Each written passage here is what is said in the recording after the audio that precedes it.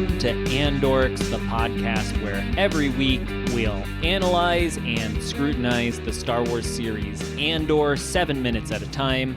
I'm Rusteen Honardoost. And I'm Alex Wallenitz. And previously on Andor, Cassian said goodbye to his best buddy Brasso while... Brasso.com. to Brasso.com. While in the Kenari flashback, Maarva, Bee, and Clem arrive on the ship looking for treasure to salvage. And they will find another kind of treasure. They will find... the love of a child. the best treasure of all. We ended last episode in the middle of Maarva telling Clem to take his mask off. Yeah, we've been... I guess we say 7 minutes at a time.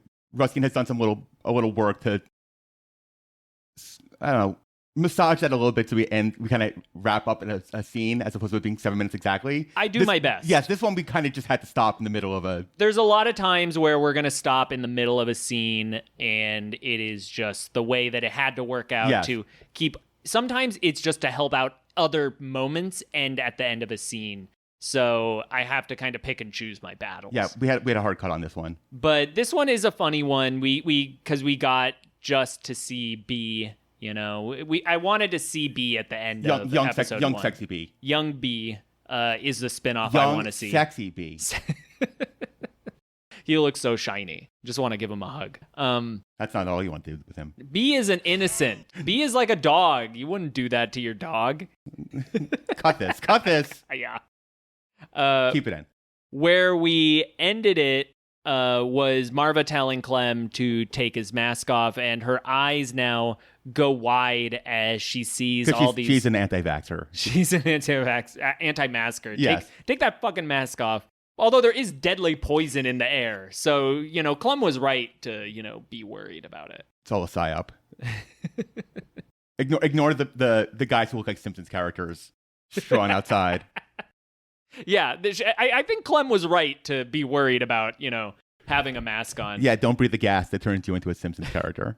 That's why they all died, because they were in The Simpsons. Clem is skeptical that they're going to be able to get all these fuel modules in time, but Maarva hears a noise up ahead and wants to go investigate. And again, this is where we see how adventurous a spirit Maarva has.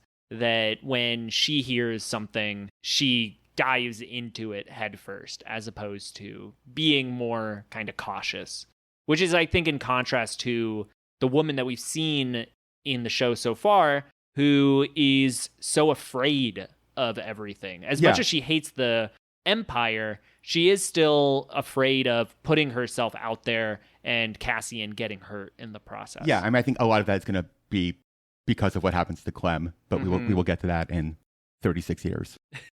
Yeah. Right now, they go inside the control module and find Casa smashing the ship apart. Clem gets a nice little joke where he says, "I like your spirit, son, but you might not want to be here when they come to clean up." And I think Maarva falls in love with Casa, I think, kind of at first sight. Him just batting the screens? Yeah, I think in Cassian, she sees something of a kind of kindred spirit with him. And they can tell that he does not speak their language, and Clem tries to kind of use that as a reason to, leave them behind, while Bee is warning that this Republic frigate is approaching, and Maarva sees, this kindred spirit in Casa, that he is smashing the ship up, probably for no reason, or at least no reason that she can kind of deduce. But they want to encourage that. Kids will find a reason to just bang shit up whenever they can anyway. Mm-hmm. Then I don't know if that just, she might be enamored by a kid being a kid.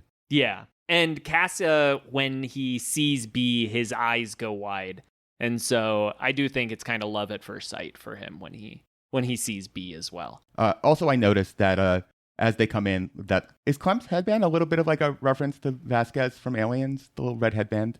Yeah, I think so. Or am I just getting overly stuck on this is kind of an Aliens homage? I would believe it. I mean, also, I think that it's supposed to draw a connection with her red shirt. Oh, that she has. Yes. There's a lot of the people of Ferrix where reds, browns, yellows, which are all colors that we now associate with the rebellion, and is in contrast to the Empire and PreMor. Yeah, and red is a classic revolutionary color. I will not sing Red and Black from Les Mis. And also, B is red. That's so true. they all have their kind of red splash of red in them, which I think helps to kind of visually signify them as a unit. What is red? The blood of angry men.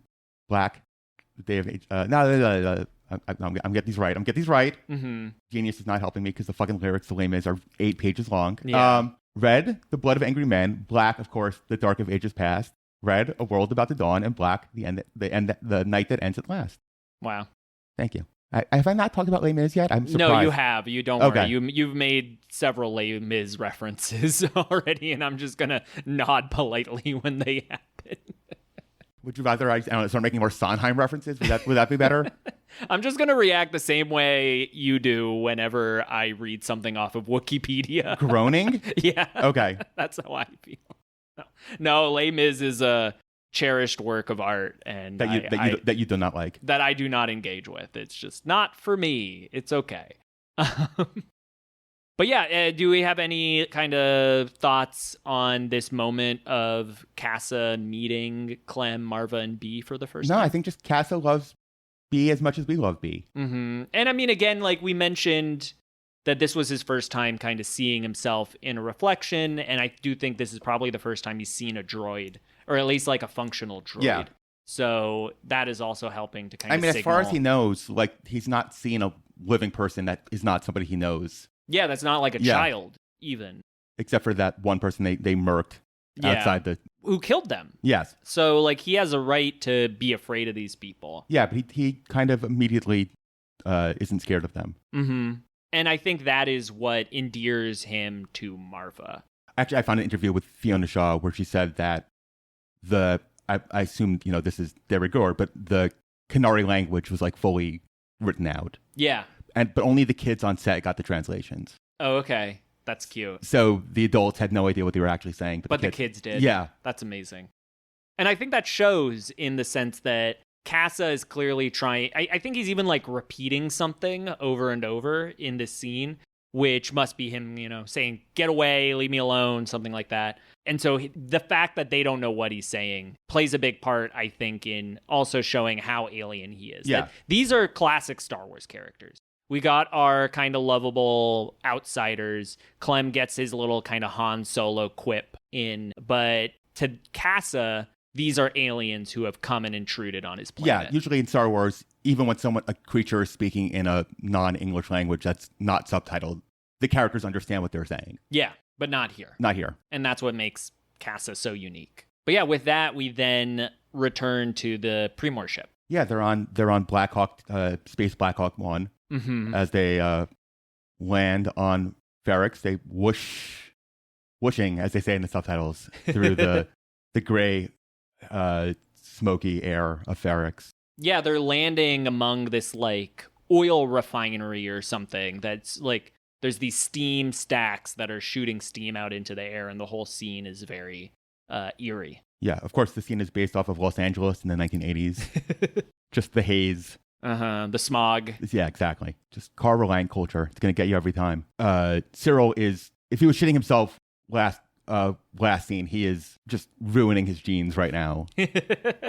He looks fucking terrified. Yeah. As he's surrounded by the whitest lads I've ever seen. Like, he looks so puny next to all of them. You get the feeling, I don't think he's ever been on Ferrix before. No, absolutely not. Yeah, he's from Coruscant, and he's never been on Ferrix, which is what he even tells the analysts in the previous episodes. Yeah, and he just sees some guys, I don't know, power washing. Yeah. And just looks so confused by them. And we can really instantly see how out of place they are on this planet. Like, the blue of their uniform stands in such a contrast to the yellow and the orange that everybody they on literally Kenari call them wears. the blue later. Yeah, they're called blues. Yes. Is the kind of pejorative word for them. Blues lives matter. Blue lives matter. I do want to point out, Alex, that there are two little aliens next to this Power Watcher. Whoa! I did not even notice them. How could you not notice them? I was so they distracted. are so. I thought they were just. I thought they were children. No, those they're pretty far away. They're kind of hard to see. They're two little guys, kind of wrapped up in these kind of hazmat suits. Oh yeah, I'm with seeing some them. kind of backpacky thing on. So I imagine they're, a cleanup crew on this oil refinery. Can we really see their faces though? No, you can't see their faces. I mean, I think we can, for the sake of time, we can pretend that they're human. Because if we don't see their faces, I can't see into their soul. This bit is really dead if Alex wants. No. There's plenty. No, don't worry. There's plenty of. I mean, what is there? What am I to have to go off of? All I see is a hood. That's true. I was kind of getting a South Park vibe from them. I guess. Yeah. I mean, don't. Okay. You know what? If you really want, we can name them. No, it's okay. No, they're kind of like Jawa-y. Yeah. One is wearing like a red jacket, and one's wearing a yellow. So maybe there's like a ketchup and mustard thing going on. Sure. So we'll go with Ketcup. Ketcup. Ketcup. I like ketcup and catsup. What's kind of Mew Dart? Mew Dart. That's mustard, and then you. No, that's an evolution of Mew. MU. Moo Dart? Moo Dart. Hmm. Kind of like Moodeng. And he's kind of got a little bit of a Moodeng vibe to him, the little one. No, he's more of a spicy mustard, I think. So then let's turn Dijon into a Star Wars name. Oh, how about just I'm looking up spicy brown mustard brands. Gildan. Perfect. Yeah. I love it. There we go. Ketcup and Gildan. Gulden. That's perfect. Yeah. Perfect. Thank you for pointing that out. And really pushing me to make sure that they have names. Yeah, we got to keep this bit alive against everyone's wishes. We do get another alien in this sequence too. So yeah, Syril is heads on a swivel, constantly looking around, and then we're back to Luthen walking around. He retracts his not lightsaber walking stick in a lightsaber-esque way. It's so lightsaber coded. It's honestly kind of insane in retrospect how lightsaber coded this walking stick of his is. You think he's teasing? I think it is a tease. I do genuinely think that they put this as a kind of like Easter eggy red herring of like, is this guy a Jedi? Some sort of metal lightsaber. Some sort of saber. Saber of light. No, there's no light. It's just a saber. We don't know that it's not like a flashlight. It could emit light. If it's not in the text, we can't assume. Right. So yeah, that's just a little shot of him walking around. It's because we're then immediately back to the junkyard where Brasso and then two new friends are pulling wires out of a giant piece of wreckage. The other ones have some fun hats, and we have a gentleman with a nice mustache going on. Yeah, he's like, "What are these blues doing?" Yeah, haven't seen any blues in a while. And then an alien who we have to name asks what the hell they're doing, and says they're hunting for somebody. Exactly. And Brasso looks terrified. And at that moment, Brasso knows exactly that they're here for Andor. Yes. But yeah, do we know what kind of species this alien is? No, I don't know. He kind of has I was gonna say he kind of looks like a monkey. Monkey, I would say monkey. I was like a little bit like a lion too. Monkey. Yeah, I could see that, but I mostly see monkey. I wanna pitch a Planet of the Apes style name. I hate every ape I see. From chimpanzee to chimpanzee. Did you have a particular Planet of the Apes reference you want to? I mean, Dr. Zaius, I feel like is the easiest. Yeah, or Caesar. I like Zaius. Do we feel okay with that? Yeah, I'm gonna add a apostrophe in there. Okay, Zay apostrophe us. Yes, I love it. So yeah, Brasso, this human friend, and Zaius are like pulling these materials out, and I do want to point out they're wearing these kind of circular helmets that feel a lot like rebel helmets that we see in the original trilogy. So I think that's another bit of crossover there. Yeah, it's coming from a shared visual language. And I think it's important to point out that like PreMor has been on this planet for 5 seconds, and they are already like being noticed, being watched. They're so conspicuous. Yeah, they're not being subtle. This is not a subvert operation. Yeah, exactly. There's a lot of parenthetical grunting going on. I guess what would you call this? Like a warehouse? Where is Cassian hanging out? Yeah, he's in a warehouse on like the east side of Ferrix is what it's called.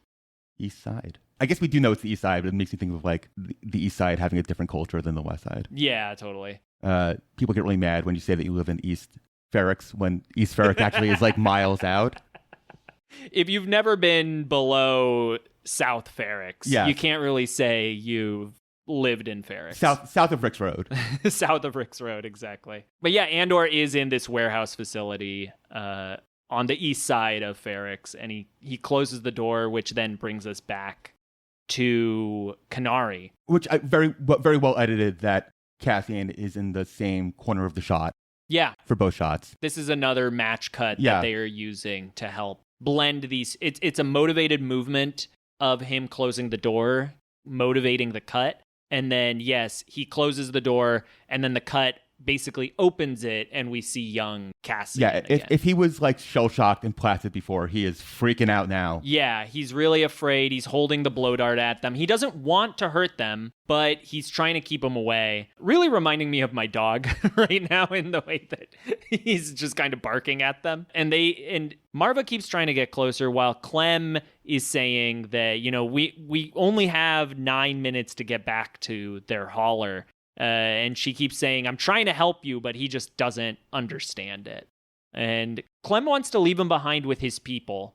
But then Maarva says they just killed a Republic officer. It'll be open season here the moment that frigate lands. Which is kind of complicating what we were saying before of this being a separatist ship. They don't know it's a separatist ship? They think it's a Republic ship?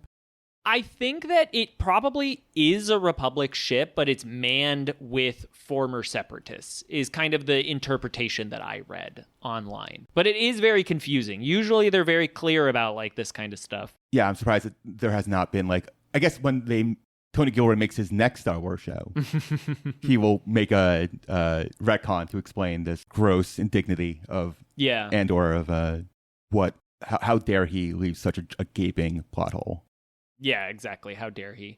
But then she ethers Cassian. Yeah, she asks B for a drowser and then knocks Casa out. She's saying that she's going to save him and not leave him behind. Clem warns her that you better think about what you're doing. And she says, we'll have plenty of time to think about that later, which is, again, situating Maarva as somebody who's very impulsive, which is in contrast to who we've seen before living on Ferrix now. Yeah, she says, give me a drowser. And you wonder, what could a drowser do? It makes you drowsy. Yeah. The writer's room spent the whole day on that one.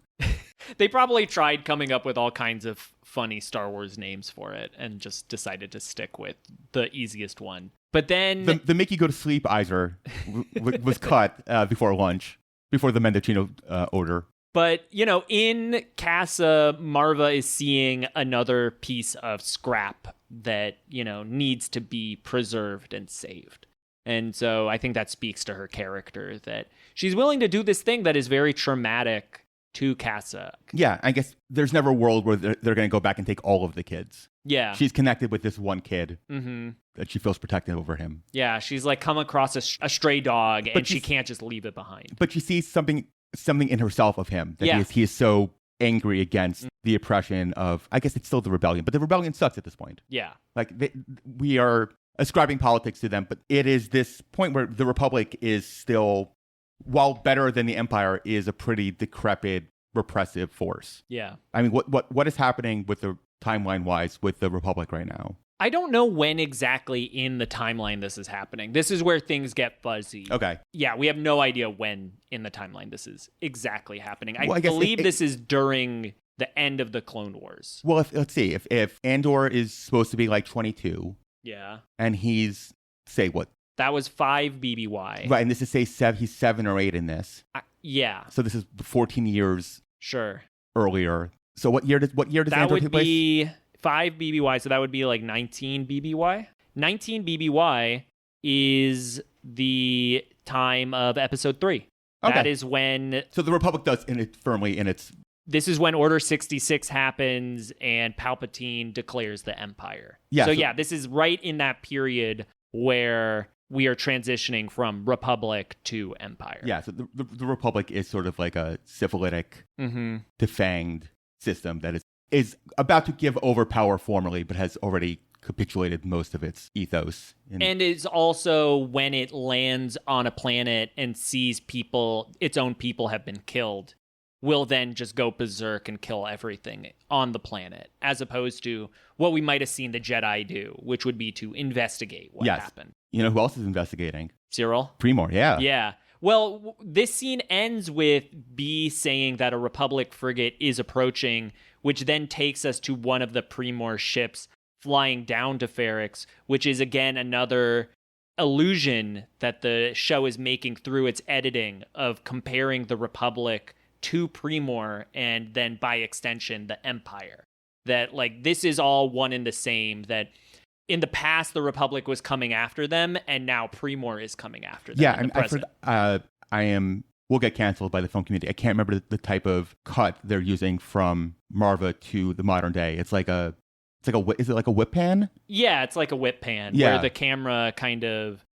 camera shoots off to the side. Again, it's, I think, really compared to episode 2, the past and the present are so tied together in what's happening here. It's so much more thematically tighter. And it's so much more dynamically filmed, too. Whereas the episode 2 was very slow and very cautious as it's navigating through the world. Whereas here, the pressure is on, time is ticking, and Cassian and Maarva are both in their stories on the run from forces trying to hurt them. This is still Toby Haynes, correct? Yeah. He directed all 3 of the first arc. So I guess we go back to, but then the fact that the director was doing 3 episodes does make me think that they were thinking of this as a 3-episode block. Yeah, absolutely. Yeah, that's the way that they split it up, is that each director did 3 episodes of the show. So I guess even though they only released the first 2 together, I think we can say that Andor is built up of 3 acts. Yeah. It gets complicated a little bit after the Aldhani arc. There's like a single one-off episode, and then the end is a 2-part finale. Fine, but... I take away my insight. No, you're right though. You're absolutely right. But yeah, with that whip pan, we then return back to Ferrix. We see, we went back to Ferrix, and we see we're back to the East team who has Syril and Mosk. We see them walking around, and then we hear a doorbell buzz at Maarva's place, and it's DoorDash. Maarva's a very good tipper. But no, it's not DoorDash. It's Syril and Mosk. And they've got a warrant for Cassian Andor. And like really other asshole policemen, they just barge their way in. Yeah. They don't even show the warrant. They don't show the warrant. They simply say they have one. And it is Do you think they have a warrant? Yeah, I think so. They might not. I think they do, because Syril is using all of the levers of PreMor authority that he can. So I don't think that he would have been able to authorize this operation without a warrant. That's fair. I don't think it's that hard to get a warrant, as we see now, because it's so hard to not think of footage of ICE officers like barging into people's homes when we see this moment here with Maarva. I mean, it is reminiscent of so much of various places of government and police oversight of just disrespecting people's autonomy and space. And I think we'll get to a little bit, but I think it's so important that people who are around Maarva see this happening and respond to it in the same way that it's showing the real community aspects of Ferrix and how closely bonded everybody is. Yeah, we'll see that really directly at the end of this episode. But in this moment, they're like tearing apart Andor's room, and she tells them that you ought to be ashamed of yourself, which is a thing that I've heard so many people shout at protests throughout this city in LA as we're protesting ICE agents. Yeah, I mean, the police. People, some real heroes are sitting out every morning at Home Depots waiting for any potential ICE agents to show up. You know, it's when we watched the show, it reminded us of so much that had happened in the last couple of years, and yet the show is now, years later, it is now reminding us of things happening in the current moment, which is a real strength of the show. Yeah, and that's why I'm so excited to slowly crawl through this show, because this is an episode that aired, what was it, like 3 years ago at this point, maybe 4, but it feels so ripped from the headlines of now. And so I'm kind of afraid of what other things are going to happen over the next 3 years that will feel the same way as we get through the show.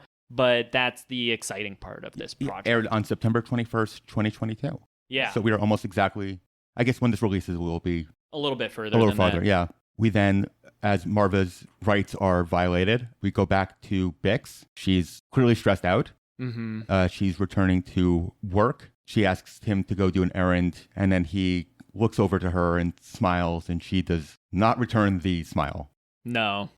Vibes are bad in the vibes are Bix bad. household. She makes a look that if I was a partner with Bix, I would never come back. Yeah, he's really fucked up, but she does not know why just yet. Yeah, I think she's the vibes are bad. She doesn't know that yet. Mm-hmm.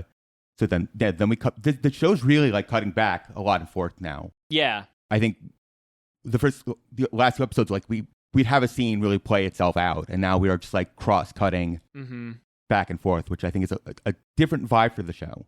It does a good job of making something really small, like Bix and Tim just having this kind of awkward moment, feel really scary, in the sense that we have just seen something really bad happening to Maarva, and then reminding us that Bix and Tim are players on the board, then puts the sword of Damoclese over their heads.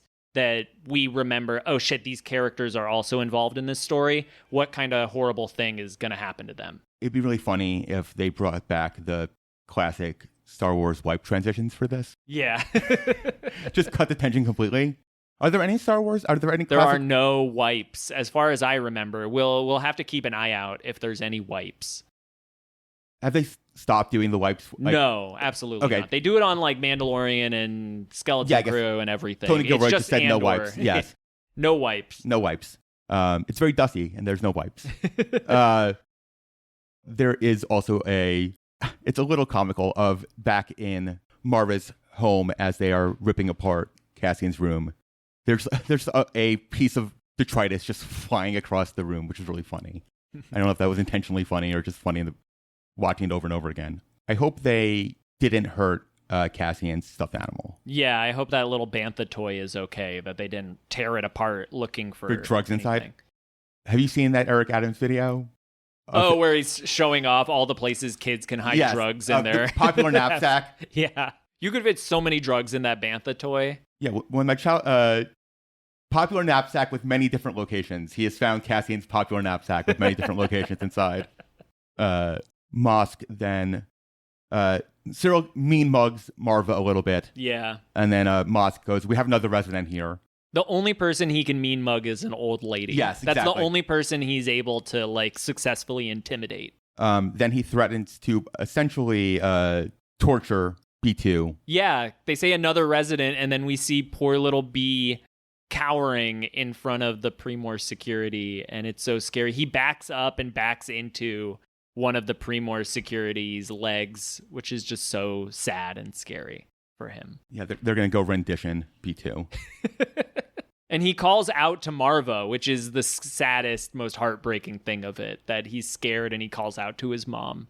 And that's when Syril like commands to pull his power supply, which is torture. Yeah. And Maarva says they don't have the right to do that, which implies that there are droid rights, which might just be the fact that B is quote unquote her property and they're not allowed to damage him in that way. But it is also an interesting illusion that droid rights. B deserves rights. B deserves to be given equal citizenship. Yeah, no, we've talked about the like weird thing of robot rights in the show. But if there is, I think this if the question of do the robots have humanity to them has been answered well by this episode of do you care about B2 freaking out? Then yes, he has some level of sentience that should be respected and loved. Yeah. The fact that he calls out for Maarva, I think, speaks to some level of love that he has for her. Yeah, and then Maarva's pretty brutally grabbed and has her mouth covered by one of the PreMor agents, which is, again, she's just a sweet old lady. There's no need to do this. But this is what they do. I mean, just now we just watched a video of Homeland Security posting like footage of ICE over the Pokemon theme song. So this kind of brutality is real. Nintendo, I've seen you sue so many so many people. Now's the time. Please sue the ICE for it's so depressing. It is a video of a mashup of people being detained to the original Pokemon theme song.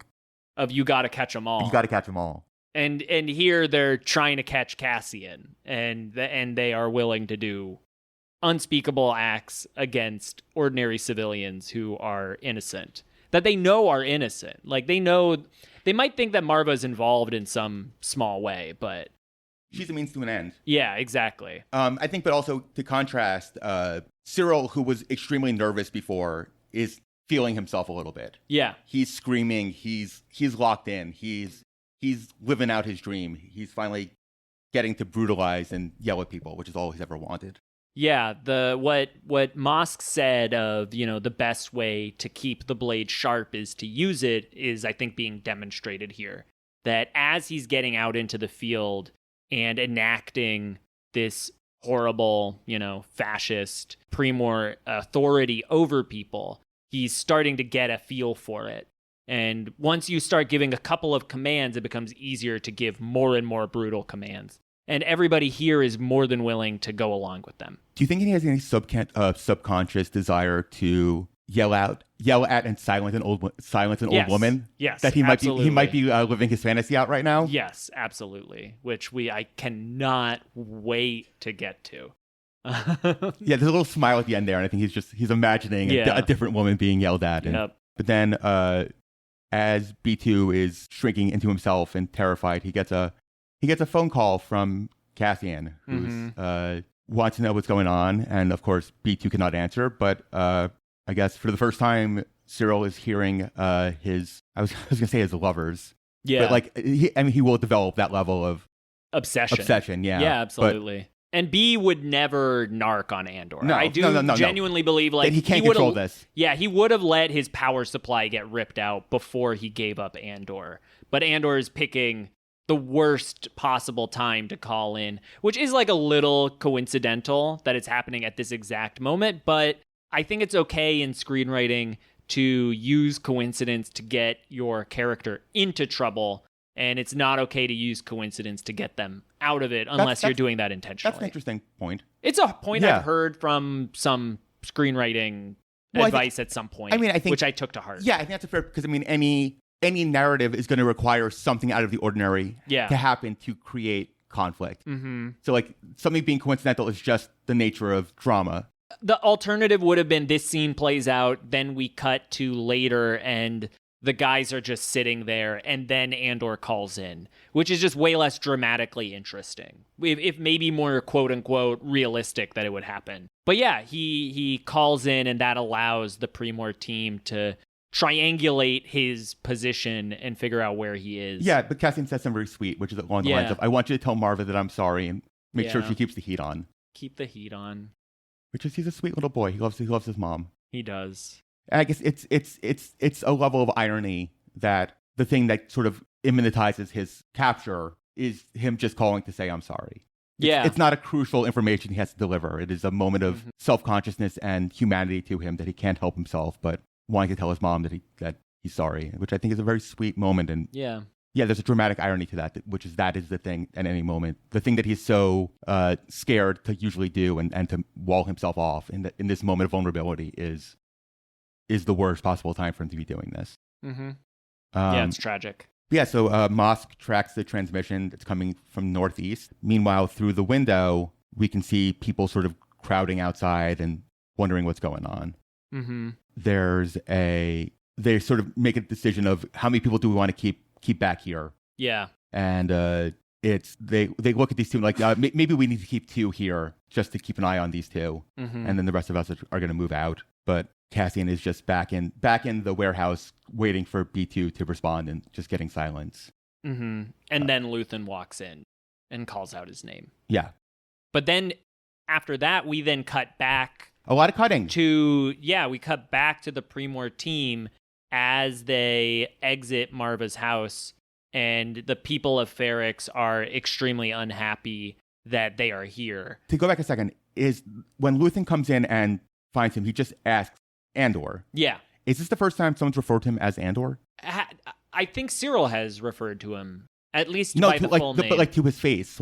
Everyone calls him Cassian. Yeah. Everybody that he knows calls him Cassian. Yeah, and this is more formal, calling him Andor. And we all soy face because that's the name of the show. It is. But they said the title of the show. Yeah, but I think that is to him, he is not Cassian, he is Andor. Mm-hmm. And that is I think there's a smart. I think that's a very intentional choice to have him refer to him as that as opposed to Cassian. Yeah, absolutely. We'll get to see a little bit more of their connection, but first we get this scene of PreMor exiting Maarva's house to this like angry mob that has crowded around. They shout that, she's just an old woman. Why are you bothering her? And they say, we have a lawful warrant for an arrest, which is, again, like, these are like exact words that we've heard be used. And there's some handheld camera going on. It's very cinema verite. Verite. And yeah, it's great to see how quickly the community has come together to oppose this police incursion on one of their own. Yes. This is exactly what we've seen here in LA when ICE starts to make these random arrests. We've seen crowds form up in opposition and have a community come together to protest and even fight back in the way that we see here. Yeah, and it's not always the people you expect to stand up. Yeah. There's been classic videos of just Lululemon moms coming out and standing with their neighbors, which has been really heartening to see. And here we see we see all types of people from Ferrix coming together. And it is when, before this, PreMor was really feeling themselves, but as soon as they see this crowd, they start getting nervous. Yeah. And this is an example of how a community can oppose police violence. Yeah, and if it comes together. It's in this moment where they have gone from we're following the plan to there is pushback from people, and they are clearly not prepared to deal with people pushing back at them. They're already starting to get nervous of people pushing people and people pushing them, and it's how these policing structures are designed to agitate and irritate and oppress people. But then cops are always surprised when people push back. Yeah. Like we're going to go and annoy you and we want to agitate you to push back, but then, whoa, what? Yeah. Watch it, buddy. Like, Before they literally said, if anyone's upset, remind them about the forum that they can go complain Why are they not talking about the forum? Yeah. And now here people are coming together and saying, we're mad right now, and they're not prepared to handle that. It's like when they're in their, military headquarters, they're unstoppable. But then as soon as they are boots on the ground, they remember that they are flesh and blood. Yeah, it's the fantasy versus the reality of actually having to police and pressure civilians and having to see the humanity of those people eye to eye. And a 10-minute walk sounds like a short distance, like that's a walkable neighborhood for somebody who lives on Ferrix. But when you are a police officer in the middle of hostile territory, a 10-minute walk feels like a really dangerous thing. Yeah, and Syril, who was really, feeling his oats a couple moments ago when he was brutalizing Maarva, now looks terrified again. Yeah, he needs Mosk to help, keep everybody away from him. Oh, and also plot-wise, we see Wilmon notice what's going on and then run off, presumably to, warn somebody. Warn somebody. Is what's going to happen. To go warn a brother. And then we cut back to Luthen and Cassian's meeting, where Luthen plays the part of a buyer, and Andor tries to sell off this untraceable Starpath unit for 40,000 credits, which he says will allow you to track any Imperial coordinate for 9 radial parsecs.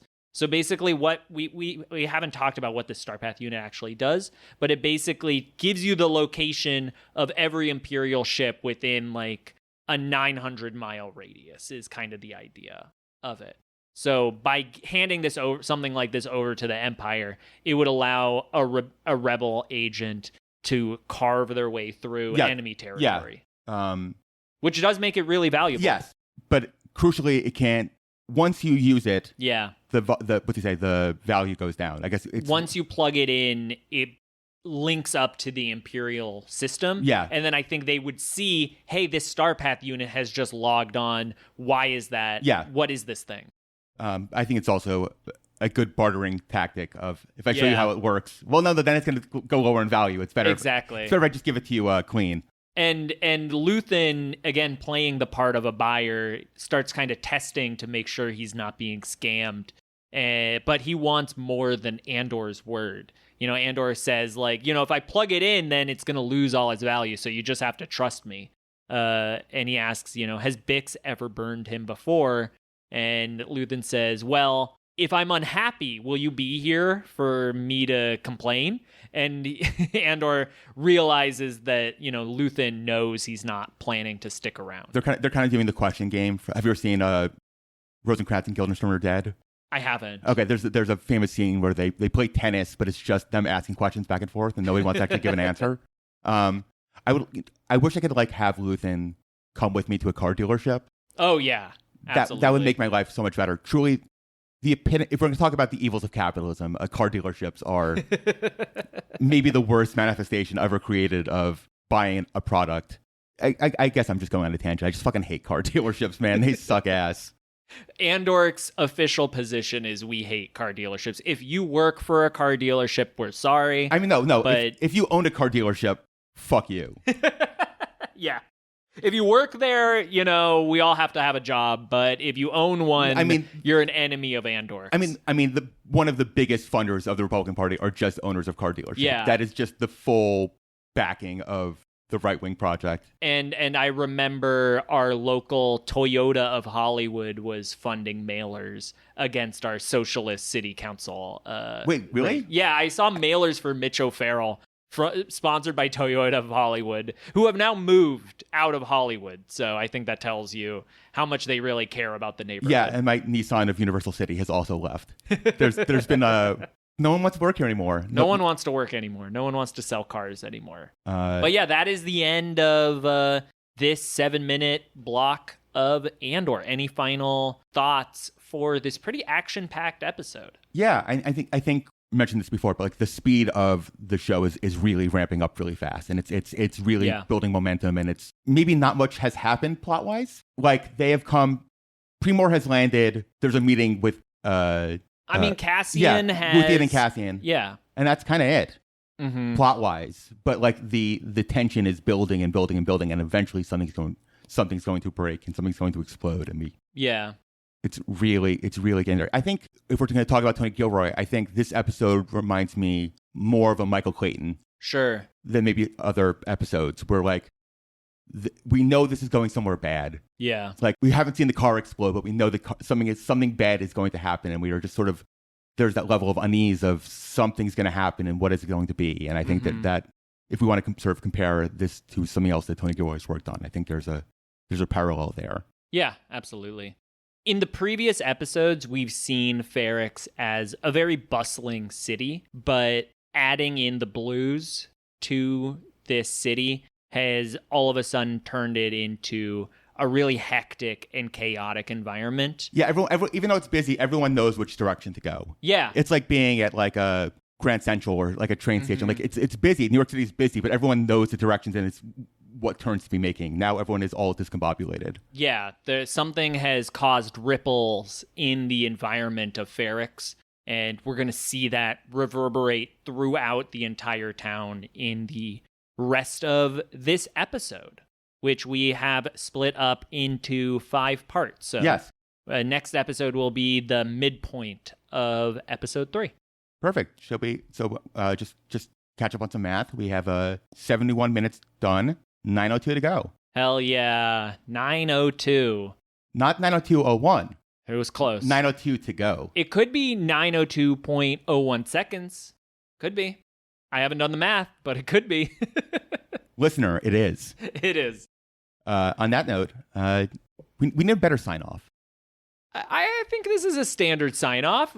Be sure to rate, review, and subscribe on your platform of choice. After that, we need something better that's more. If you have any thoughts Andorian. on a better sign off for us, send us an email. Andor-esque, Andorian, Andorsian.